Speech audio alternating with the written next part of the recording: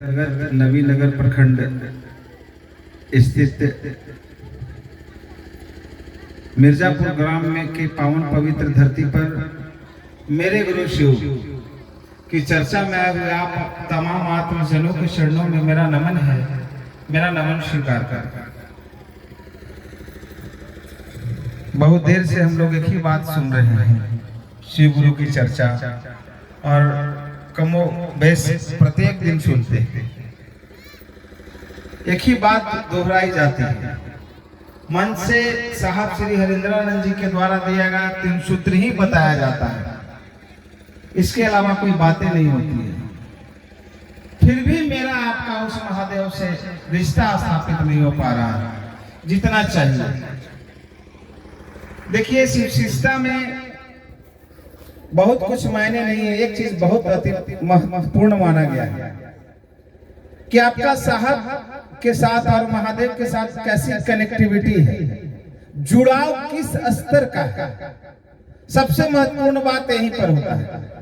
दया मांगना, चर्चा करना, नमः शिवाय करना, ये सेकेंडरी मैटर है।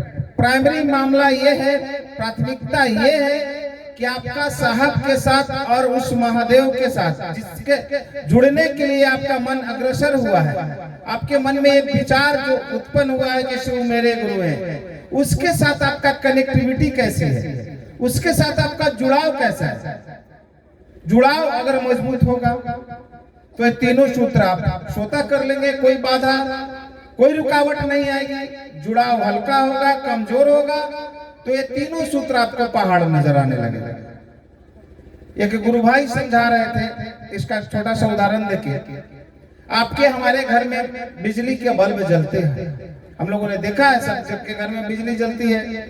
उस बल्ब के अंदर एक होल्डर होता है, होल्डर के अंदर एक 2 पॉइंट होती है जिसमें एक तार जुड़ा हुआ रहता है।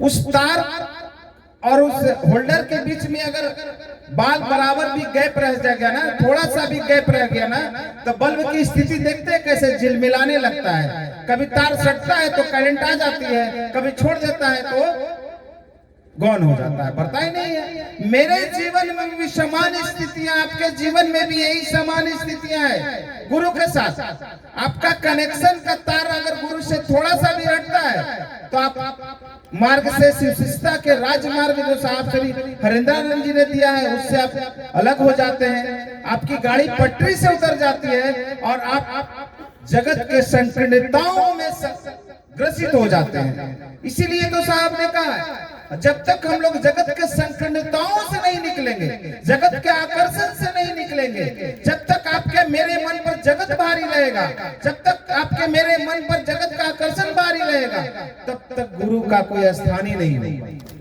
साहब ने शिष्यानुभूति में भी लिखा है, गुरु अपने शिष्य के संकीर्णताओं को, कर्म बंधनों को कम करते हैं, तोड़ते हैं अपनी दया भाव से। हमारे आपके जीवन में भी अगर उस महादेव की दया होगी तो इस जगत का प्रभाव, जगत का आकर्षण मेरे और आपके मन पर उसका प्रभाव कमेगा और गुरु की प्रति आकर्षण बढ़ेगा।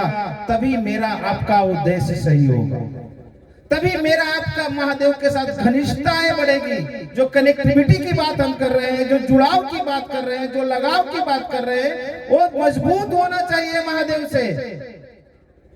आप लोगों ने देखा है, आप लोग माने चाहे नहीं माने, मैं मानता हूँ, मैं जाड़े का बहुत इंतजार करता हूँ, इसलिए कि गर्मी के दिनों में हल्का फुल्का लोग कपड़ा पहन लेते हैं, जाड़ा में खूब बढ़िया बढ़िया कपड़ा पहनने को मिलता है। सोचते हैं जाड़ा आएगा तो उसका इंतजार करते कि जाड़ा आएगा तो बढ़िया कपड़ा पहनेंगे, गर्मी में तो जैसे तैसे भी काम चल जाता है।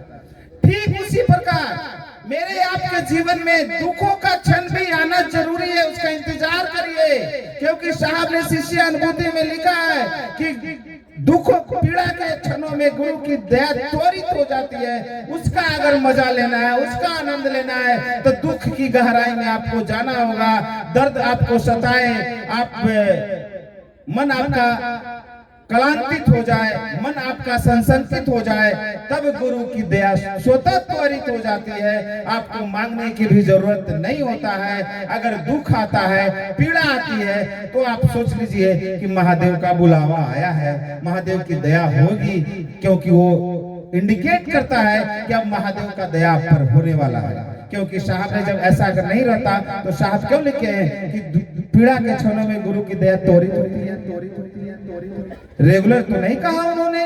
इसलिए हमारे आपके जीवन में दुख भी, उतार चढ़ाव भी आए तो उससे घबराना नहीं है, जरा सा भी घबराना नहीं है। कनेक्शन को सिर्फ टाइट रखिए, टोका को फंसाए रखिए महादेव और साहब दीदी से। बिजली जलेगी, कोई रोक नहीं सकता है उसको। लेकिन मेरा आपका ये जगत का आकर्षण, थोड़ी सी दुख आती है ना तो कनेक्शन हम लोग छोड़ने लगते हैं, टोका हिल जाता है और परेशानी के गहराइयों में हम लोग चले जाते हैं। टोका फंसाए रखिएगा महादेव से तो आपको कोई रोक नहीं सकता है कि महादेव का आप चेला नहीं बन जाइए। क्योंकि साहब ने तो स्पष्ट कहा है, कितना साहब ने गारंटी दिया है शिव शिष्टा में, एक एक बात पर गारंटी दिया है कि महादेव दया नहीं करेंगे तो हम दया कर देंगे। एक बार जो बोला शिव मेरे गुरु हैं, मुझ पर दया कर दीजिए, तो महादेव साहब ने कहा महादेव को उनको अपना चेला बनाना होगा। एक बार में ही हम लोग डेली बोलते हैं 50 बार, 100 बार, 200 बार, तो क्या महादेव हमको और आपको चेला नहीं बनाएंगे? ये हरिंद्रानंद की गारंटी है और हरिंद्रानंद के कहने पर ही हम लोगों ने शिव को गुरु माना है। इसके पहले तो कोई किसी को जानकारी भी नहीं थी। इसलिए हम और आप साहब से अपना रिश्ता मजबूत रखिए, अपना दुख दर्द साहब को कहिए, लेकिन साहब में ये भी कहिए कि साहब आपसे मेरा आपका दिया हुआ 3 काम हमसे नहीं हो पा रहा है, इसके लिए भी थोड़ी दया करिए। बेटा को नौकरी के लिए तो दया कर रहे हैं, घर बनाने के लिए दया कर रहे हैं, गाड़ी खरीदने के लिए दया कर रहे हैं, तो क्या अपने काम के लिए हम पर दया नहीं करिएगा? कहा जाए, कहने का अकील होगा तो महादेव सुन लेंगे। हम लोग के बीच में बहुत जल्दी आए थे मधेपुरा के गुरु भाई ना, गणेश भाई बता रहे थे कि एक बार मैं शिव चर्चा से लौट कर आया तो देखा कि पत्नी और बच्चे सोए हुए हैं। मैंने देखा कि बेटा का पेट और पीठ एक हो गया है। बोले क्या इसको खाना नहीं दिया?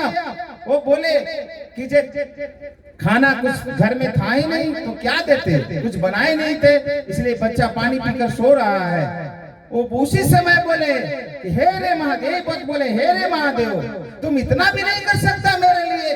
मैं तो तुम्हारा दिया हुआ 3 सूत्र ईमानदारी पूर्वक करता हूँ, क्या तुम इतनी भी जवाबदेही नहीं लोगे?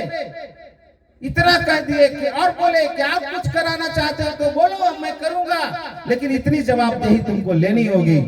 बोले 4 बजे भोर में एक जान पहचान का आदमी आया, पैसा दिया, राशन मंगवाए, भैया तब से मेरे घर में आज तक चूल्हा उपास नहीं रहा। तो क्या महादेव ने उनकी जिम्मेवारी नहीं ली? क्या महादेव ये बात को नहीं सुनते हैं? क्या महादेव हमारी आवाज को नहीं सुनते हैं? सुनते हैं, सुनाने वाला मन होना चाहिए। चलिए सर श्री शिव पूजन जी हम लोग को भी